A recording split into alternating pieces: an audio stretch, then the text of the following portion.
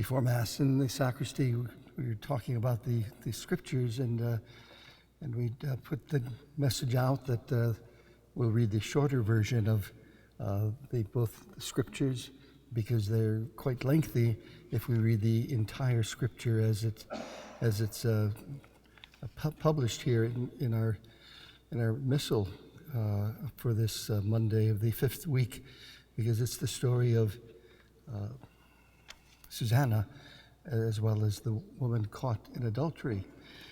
But Deacon Vince, in his love for all of us, chose a different gospel to proclaim the light of the world instead of the woman caught in adultery.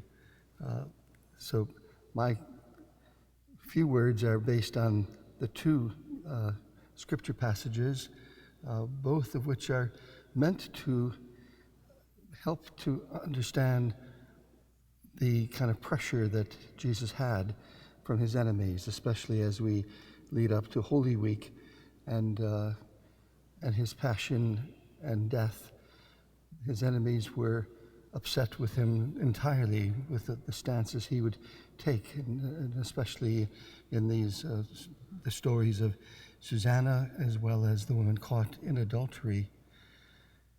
These two scripture readings are presented to us to understand the growing hostility that Jesus was experiencing and the extent that his enemies would have to condemn him. They attacked him for being merciful and putting compassion before legalism and reaching out to the untouchables and eating with sinners. As usual, Jesus has the last word in these experiences of his in his ministry, and it surprised everyone, especially the crowd that encircled the conversations of the woman caught in adultery. He challenges his accusers' motive, and he refuses to condemn the guilty woman. Instead, he forgives her and offers her grace to start anew. That's what he has come to do. That's his purpose in life. That's at the heart of his mission. Perhaps we ourselves can put ourselves in the midst of that crowd that surrounded him. Perhaps we can imagine ourselves, perhaps we have imagined ourselves from time to time in the midst of that crowd, waiting as Jesus writes on the ground.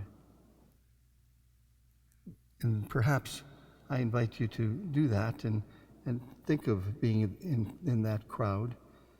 And as Jesus wrote on the ground, and then watch as he turned towards you and looks into your eyes. What is the word that Jesus would want to speak to you today, to give you insight into the new life that he promises to us all? Perhaps our prayer, as we think of that situation and listen to that word, we can pray, Jesus, help me to see myself with the eyes of love that you turn towards me in this moment.